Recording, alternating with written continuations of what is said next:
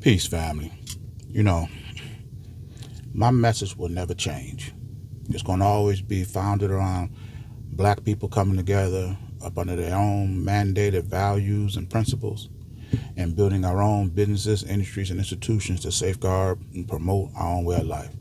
Because I know the life that we supposed to have will never be provided to us by others. It just goes against those who do have these things. It goes against their best interests. They are not going to educate you like they educate their own. They're not going to employ you like they employ their own. They're never going to govern over you like they govern their own. It's never going to happen. So it's not until we get over these mental hurdles, these learned behaviors of, well, my mama worked for this plant for her whole life, now I'm gonna work for this plant, as opposed to working for ourselves. If we don't break this mental enslavement, our condition as a people will never change. Yeah, we'll have individual success. We'll have, Shaquille O'Neal's and LeBron James, whatever. But what do they manufacture? What do they produce that elevate and promote the way of life for black people? Nothing. Watching this video of Magic Johnson, he was trying to secure a loan and finally got some funding. They gave him like $24 million. He went down and opened up a bunch of, I think, Starbucks or whatever it is, and came back and gave the people back their money plus some. And they told him, yeah, now we know you know business. You don't know business. Do you know how much money it costs just to have the name Starbucks on that building? Let alone the building itself. You leasing that. How come Magic Johnson didn't take that money and open up Magic Johnson's coffee house and then send his money back to the people, and then you'd have severed ties with him at that point? And then you have over 100, 200 Magic Johnson coffee houses all across the country. Instead of paying Starbucks residuals for using their name over and over and over again. Same thing with Shaquille O'Neal. All these Five Guys that he owned. He can open up his own hamburger place. But you paying Five Guys all this money just for using their name. And as long as you use their name, they're going to always have an attachment to you. Because if you ever do anything they don't like or they don't approve of, they're going to snatch their name from their building, and then what you got? If you started off with building your own, off your own name that you own and control, they can't do that to you.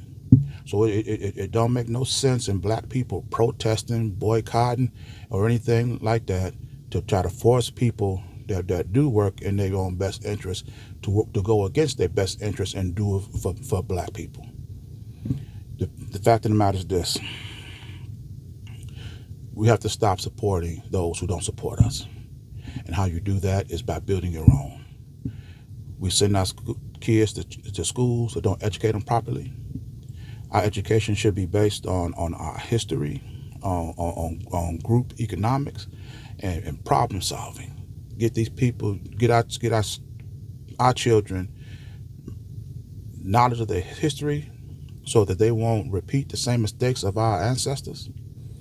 The group economics, to get them to work collectively, economically, and group problem solving, where they come together to solve our social problems and then prepare us for the future. We don't do that. We don't provide for our own health.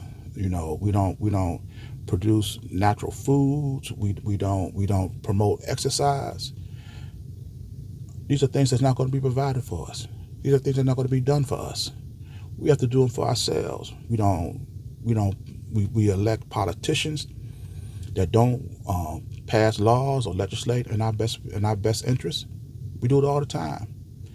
Even ownership and control, the things that we can pass down to our children.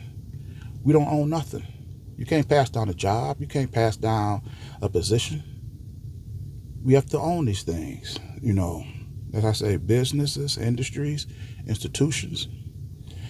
Generational wealth is founded in manufacturing essential needs for our people, controlling our community, and having a self-determination. Here we are living in a country where everything we don't create no black path to if we want to become a plumber, electrician, a candlestick maker, whatever.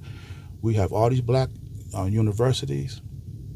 We don't have no black path to achieving our own goals and ambition. Everything we get and everything we want to be in life, somebody else have to train us, or we have to, or our training have to be equal to what they taught us. And we see right now that what they teach us is not the same. It's not benefiting us as a people. Like I say, it's benefit you as an individual, but collectively. Let me say this. You had some people out here that say they love blacks. Oh, they love them, but they don't know blacks. They don't know blacks that work together. They don't know blacks that's organized. They don't know blacks that's self-determined.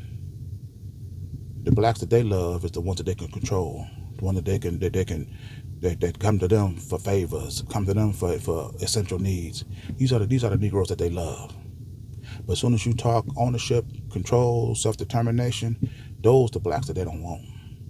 And they will do everything they can to keep you from achieving that. So it don't serve no purpose for black people to be protesting, marching, begging for anybody to treat them a certain kind of way when you are too busy working in the same plant, supporting somebody else's ideas, ideology, or how you should be treated, voting for politicians who's not going to govern over you in your own best interest. And it's sad when you see blacks working hard in other plants, automotive plants, any type of manufacturing plant. You see them working hard, and then when you ask them, well, can you do this? Can you apply the same effort to do them for yourselves? And the first thing they tell you is they can't. And that's mental enslavement right there. You see other races all doing the same thing that I'm trying to get my people to do, and we keep coming up with problems and reasons why we can't do it, and then be poor while doing it. If we don't stop building and investing in somebody else's interpretation of how we should live, and start building and investing in how we should live, then there's no need to protest. There's no need to march. There's no need to do any of that. You lose your right to protest and boycott when you don't provide for yourself. I'm going to end this message here. And if you like this video, please share it. And if you like this pressure that I put on our oppressor, put a little pressure on that subscribe or follow button. And I'll see you in my next video. Ashe.